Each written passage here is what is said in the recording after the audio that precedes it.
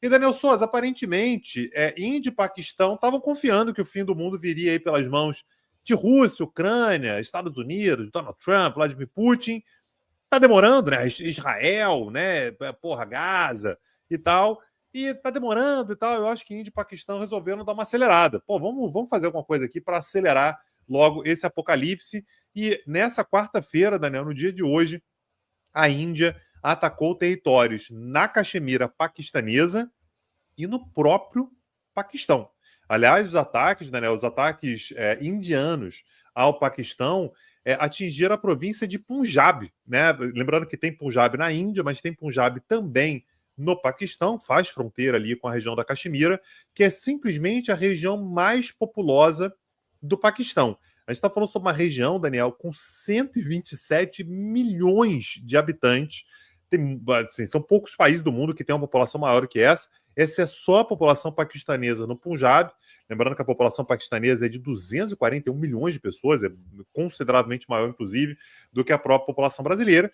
E a Índia diz ter atingido 9, abro aspas, infraestruturas terroristas ligadas a grupos islamistas, naturalmente em retaliação ao ataque que matou 25 turistas hindus e um nepalês, né? Enfim, não lembro agora se é nepalês ou butanês, mas enfim, um estrangeiro na região da Caxemira indiana. Segundo a Índia, esses grupos que fizeram esse ataque são compostos principalmente por paquistaneses, ligados ao Paquistão, financiados pelo Paquistão, e agora, portanto, a Índia estaria fazendo a sua retaliação. Isso levou, Daniel, a um total, segundo o Paquistão, de 26 civis mortos e 46 feridos.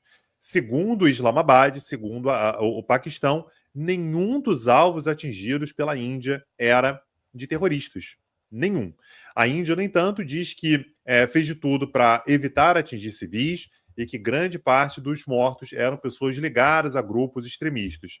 Tivemos ainda, Daniel, no dia de hoje, trocas de tiros na fronteira, né, na chamada linha de fronteira, linha de controle, na verdade, né, LOC, né, Line of Control, ali na região da Caxemira, que levou um total de 13 civis mortos e 43 feridos do lado indiano e pelo menos 6 mortos do lado paquistanês. O que quer dizer isso, Daniel Souza? A coisa está escalando de maneira muito acelerada. A Índia chama essa operação, Daniel, de Operação Sindoor. Sindoor, Daniel, é aquele pozinho vermelho que é utilizado pelas mulheres hindus, normalmente em cerimônias de casamento. Né? Então é algo bem indiano, perdão. Então a Índia chamou essa operação de Operação Sindoor e já deixou o alerta que se o Paquistão promover uma retaliação, a Índia vai atacar de forma ainda mais dura. O Paquistão, no entanto, Daniel, diz que vai retaliar, que o Paquistão tem direito de retaliar. Afinal de contas, esse ataque indiano é um ataque injustificado. Afinal de contas, segundo o Paquistão, o Estado paquistanês não tem nenhuma relação com os ataques que aconteceram contra os turistas na Caxemira indiana. O Paquistão afirma ainda, Daniel, que derrubou 5 jatos e drones indianos, que a Índia nega. A Índia disse que isso não aconteceu. E há, nesse momento, portanto, Daniel, aquela galera, a turma do deixa disso. Né? A ONU, a China, a Rússia, o Reino Unido e os Estados Unidos, todos eles pedindo moderação. O motivo de pedir moderação é muito simples, Daniel. Nós temos 2 países que têm bombas nucleares.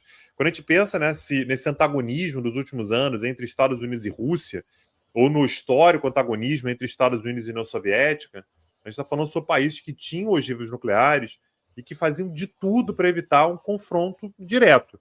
É exatamente o que está acontecendo agora entre Índia e Paquistão, um confronto direto. Naturalmente, isso leva a enormes preocupações acerca da possibilidade de uma escalada que pode não apenas ser profundamente destrutivo entre os 2 países, mas tragar outros países para esse nível de tensão também.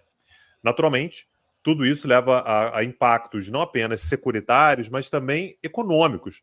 A gente teve quedas importantes na bolsa, a gente teve uma quantidade grande de voos cancelados, né? Então diversas companhias aéreas suspenderam as operações devido ao fechamento do espaço aéreo. A gente está falando, Daniel, sobre o fechamento do espaço aéreo de uma região muito populosa, de uma região muito importante economicamente para o planeta Terra. Aliás, A gente vem falando sobre isso, Daniel, que isso é um dado que você sempre traz, que até 2050 teremos 3 grandes economias no mundo, que serão Estados Unidos, China e Índia. Não sabemos exatamente em que ordem, mas a Índia está nesse bolo do G3, né? Das 3 maiores economias até o ano de 2050. Você imagina fechar o espaço aéreo de uma região como essa, fechar o espaço aéreo de países tão populosos quanto Índia e Paquistão. Naturalmente, a Índia é muito mais populosa que o Paquistão, mas ainda assim, a gente está falando sobre um nível de tensão muito, muito elevado. E agora, Daniel, a bola está na quadra do Paquistão. O Paquistão garantiu que vai responder e a Índia já avisou. Se o Paquistão responder, a resposta indiana será ainda maior. Naturalmente, existe um desequilíbrio muito grande entre os dois países. A Índia é consideravelmente mais poderosa do que o Paquistão quando a gente fala sobre forças convencionais, porém, as forças militares, né, as forças armadas indianas, têm uma séria dificuldade em termos de equipamentos, existe uma certa obsolescência, existe uma necessidade de mobilização, e a gente sabe que momentos de conflito como esse podem ser enormes impulsos exatamente para um avanço militar que qualquer um dos dois possa querer fazer. Então, tensão muito elevada, Daniel. A gente sabe que, historicamente, olhar para a Índia e Paquistão é sempre aquilo que gera enormes preocupações. A possibilidade de um conflito direto, certamente, é uma das maiores preocupações entre dois países com bombas nucleares. É exatamente nessa Caxemira, é exatamente nessa fronteira entre Índia e Paquistão, Daniel. E o que é sempre muito assustador numa situação como essa é que a coisa pode sair do controle, né? Você pode ali ter um passo mal dado que leva a uma guerra aberta entre esses dois países.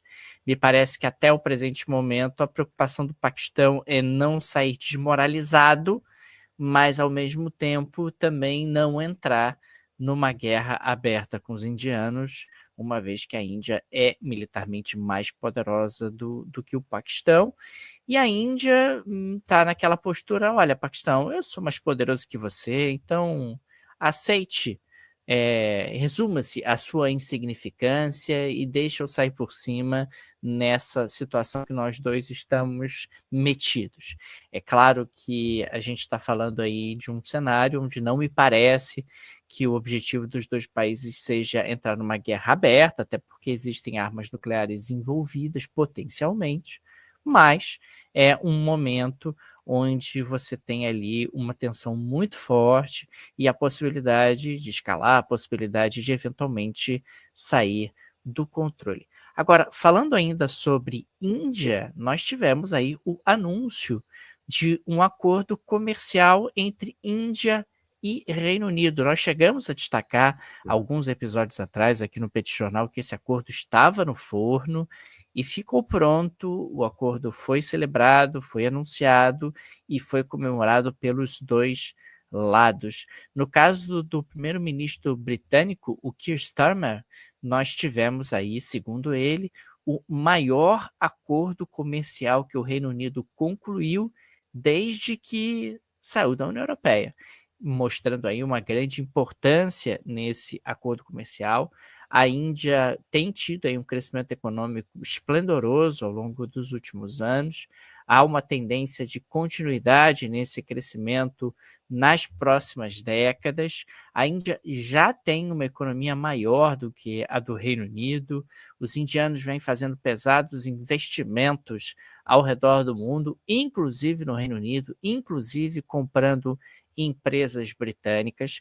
É claro que alguém que está nos ouvindo pode pensar, puxa, mas ainda tem muita pobreza na Índia, ainda tem muita desigualdade, e claro que tem, é verdade, você tem problemas gravíssimos na Índia ainda em relação à pobreza, em relação à desigualdade, mas a Índia vem avançando, quer dizer, tem tido aí um crescimento muito forte, a Índia tem uma economia muito diversificada, você pega o mapa indiano, você tem ali alguns polos claramente definidos, você tem o polo mecânico, você tem o polo têxtil, você tem o polo do digital, você tem o polo financeiro e por aí vai. Quer dizer, você tem uma economia muito diversificada, muito complexa, e isso acaba sendo inclusive explorado por nós numa aula do Petit Cursos sobre a Índia, mostrando ali toda a complexidade econômica indiana.